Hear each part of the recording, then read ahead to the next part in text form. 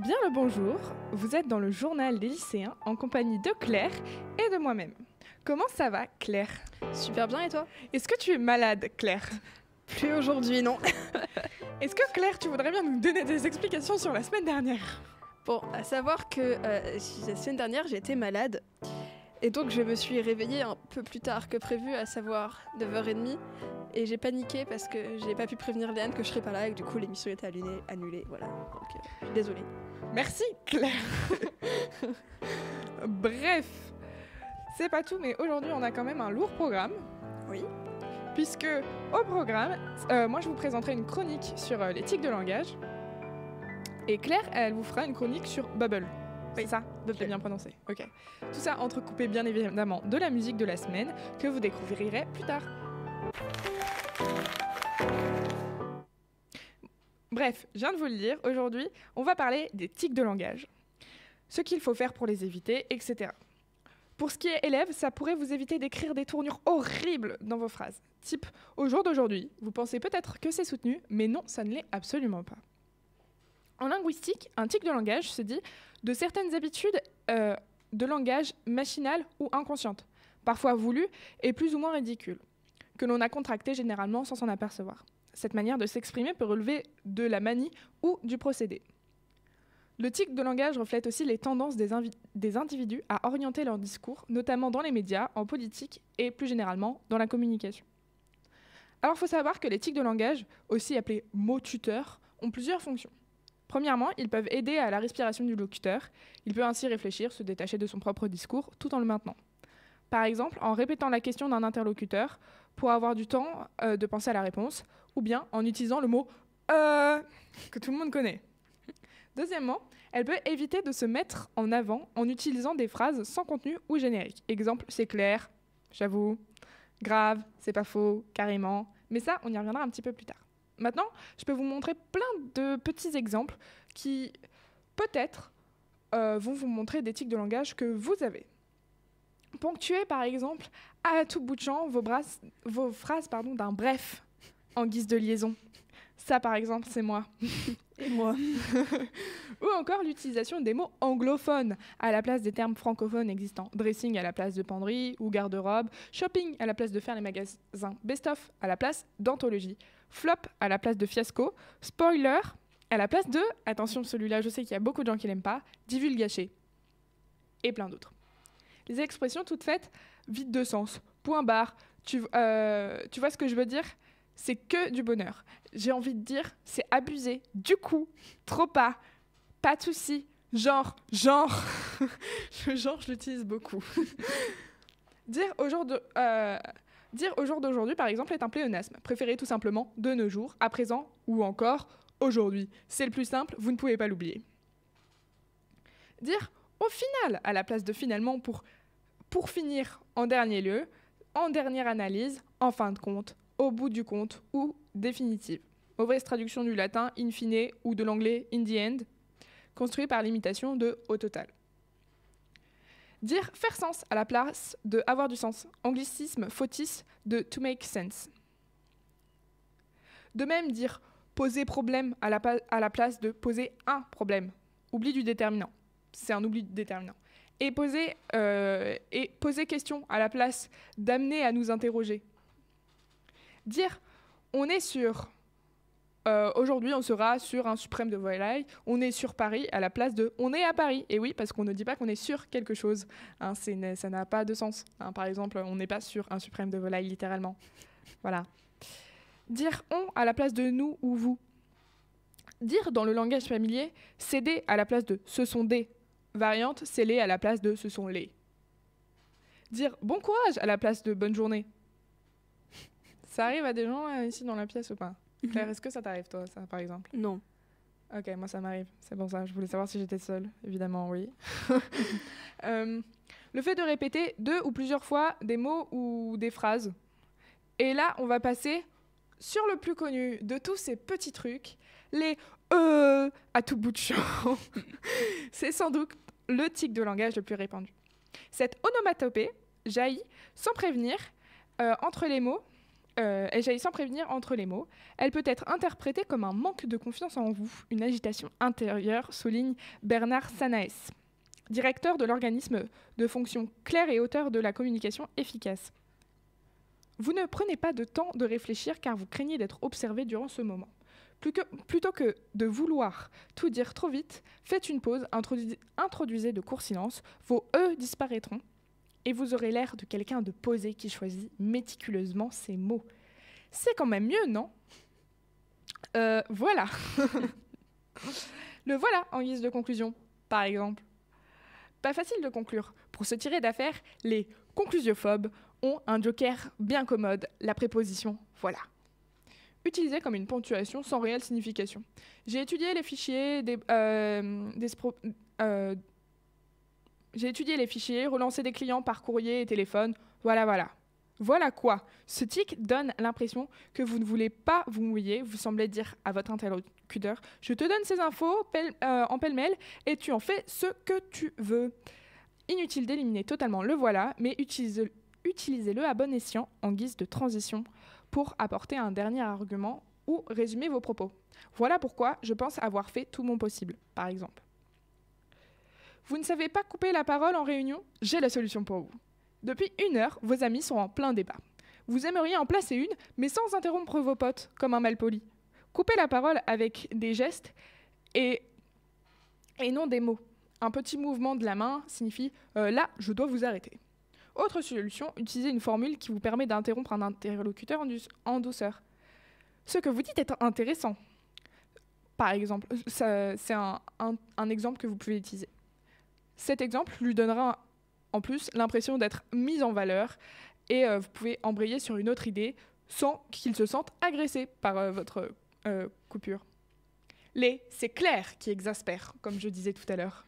C'est une manie chez vous pour approuver les propos d'autrui. Votre premier réflexe est de dire « c'est clair ». Cette expression qui peut s'apparenter à « évidemment » ou à « assurément » manque singulièrement d'élégance et de dynamisme. Surtout, elle coupe court à la discussion et vous dispense de contribuer au débat. Pour signifier que vous êtes d'accord, ajoutez un argument pour étayer les idées de votre interlocuteur ou mieux, développer les vôtres. Ce sera bien plus constructif que « c'est clair ». Les questions rhétoriques qui assomment, vous voyez, hein ? Ces questions qui ne sont pas traduites, un besoin constant de l'approbation de l'autre et donc un manque de confiance en soi. Ne mélangez pas les genres, choisissez entre affirmation et question. Pour vous assurer du consentement d'autrui, posez une question ouverte. Qu'en penses-tu ?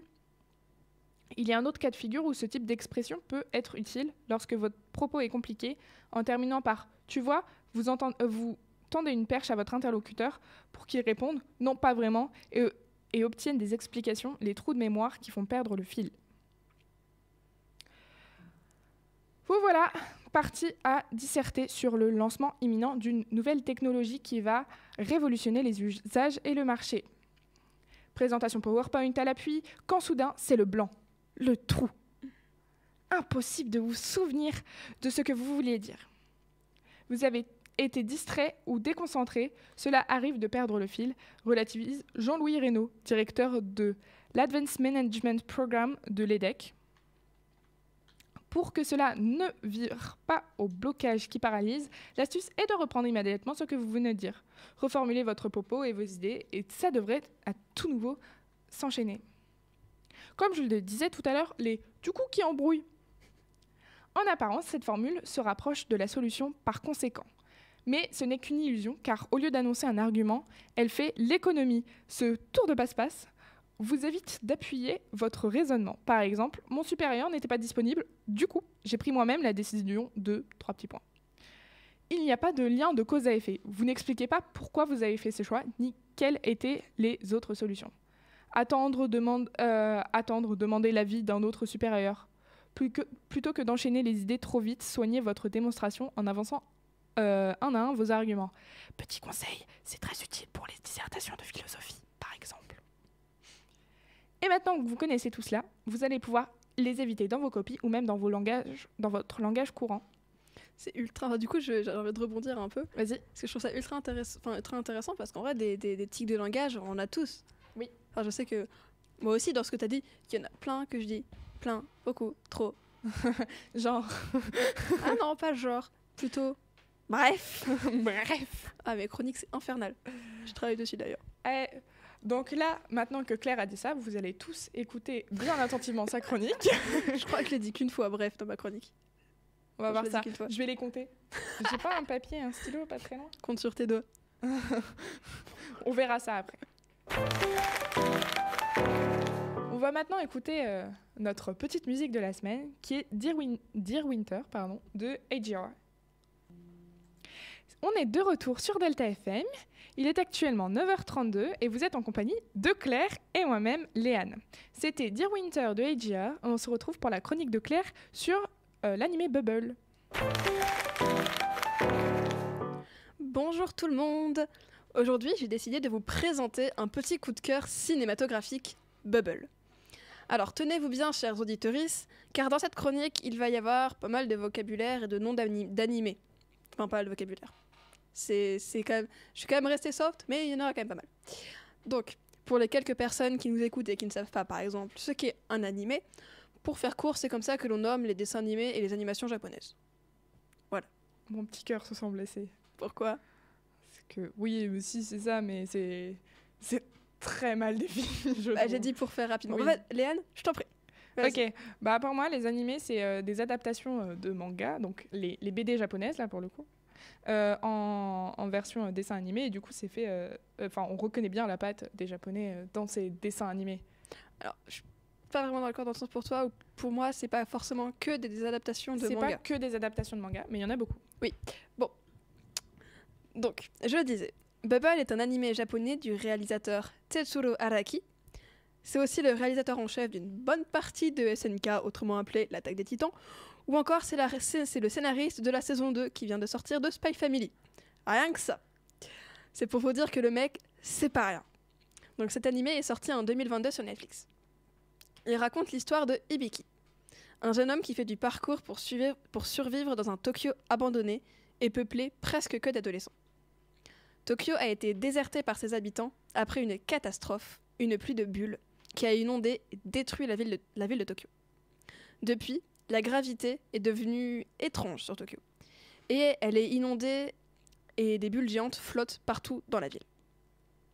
Pendant une séance de parcours, Hibiki tombe dans l'eau et est miraculeusement sauvée par Uta, une jeune fille étrange elle aussi, qui semble faite de bulles, et qui ne connaît pas le langage humain.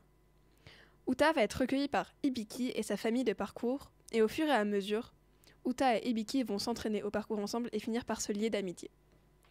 Le plus particulier, c'est que Uta et Hibiki sont les seuls à entendre une voix qui vient mystérieusement d'une tour en ruine.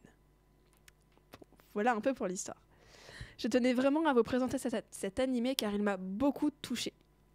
De part que le fait que Hibiki est une personne atteinte d'hyperacousie, ce qui est rare et peu voire pas du tout représenté dans la pop culture, et que ce film soit très poétique. Je trouve les dessins très beaux et l'animation incroyable. La bande son est aussi magnifique. C'est un animé très coloré, mais qui ne pique pas les yeux.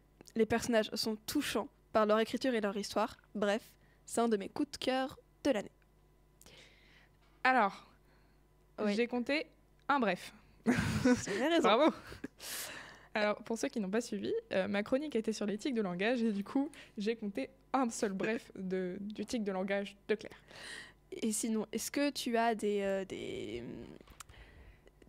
retours à faire sur Oui, ma chronique? j'ai une petite question. Il y a combien d'épisodes?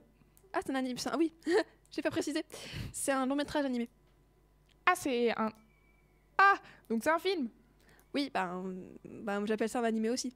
Dans le sens où, par exemple, les films de Miyazaki, j'appelle ça des animés. Un film de Miyazaki, pour ceux qui ne voient pas vraiment qui c'est tout ce qui est Mon voisin Totoro, Le voyage de Chihiro, Oui, Le château ambulant. j'aurais même pu dire des films du studio Ghibli.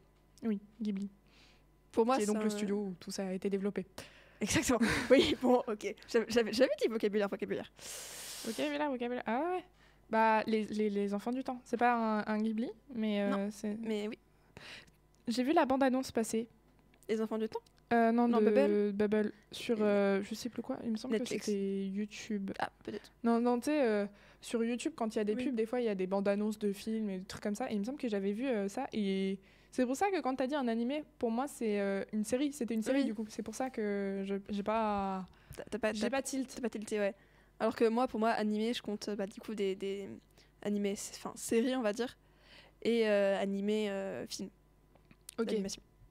Et du coup, il dure combien de temps le film? J'ai pas le. J'ai pas cherché exactement, je pense qu'il doit durer 1h30. 1h30, 2h? Ouais. Et donc, ça a l'air vraiment bien. Mais c'est quand j'avais pas tilté avec le nom du film, mais effectivement, j'ai vu la bande-annonce et il avait l'air vraiment bien. Il dure 1h40, précisément. 1h40. Bien. Voilà. Vraiment, il est incroyable. Je vous conseille vraiment d'aller le voir, enfin de le regarder. Je crois qu'il est disponible que sur Netflix, parce que c'est un original Netflix. Mais en tout cas, je le trouve incroyable. Ah, petite anecdote par Oui. rapport à ça. La pause musicale n'était pas du tout censée être celle que vous Oui. avez écoutée. C'était vrai. censé être la BO. Non, c'était Ouais. quoi? Ouais, bah si, la BO du film. BO bande originale, on n'a Oui. pas précisé. Voilà. Sauf que le logiciel sur lequel on télécharge nos pauses Oui. musicales Rame un peu. rame un peu beaucoup, et du coup, on s'est dit on va mettre une autre pause musicale déjà téléchargée. C'est pas grave, la semaine prochaine, cette BO aura nos cœurs. Et voilà. Oui. Le et voilà que je viens de sortir. Donc, c'est la fin de cette émission. Merci de l'avoir suivi. Si vous voulez nous écouter ou nous réécouter, vous pouvez sur Spotify, Deezer, YouTube, ainsi que, évidemment, le site de la radio Delta FM. On se retrouve la semaine prochaine, si tout va bien, Tout ira bien. pour une nouvelle émission du Journal des lycéens. Bisous tout le monde. Bisous.